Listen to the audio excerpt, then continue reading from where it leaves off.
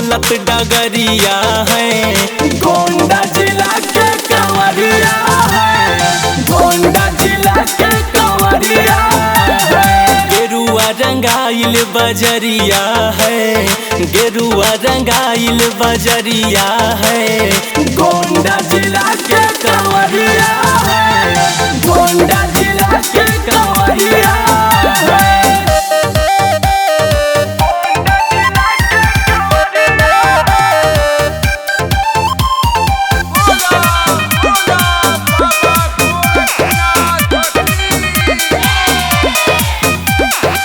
सावन के चढ़ल बा पावन महीना, सभे बोलत जय कहरा हो।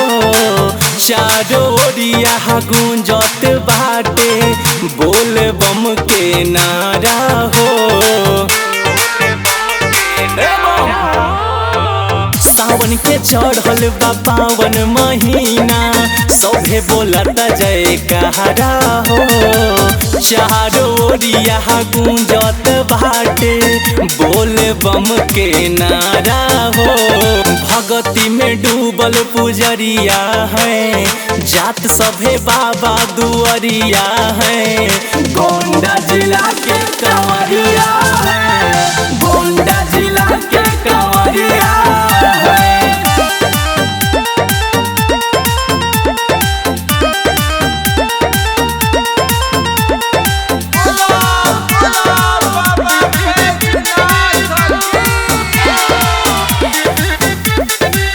बाबा के बूटी से पावर न टूटी, खींचता सभे चिलम हो।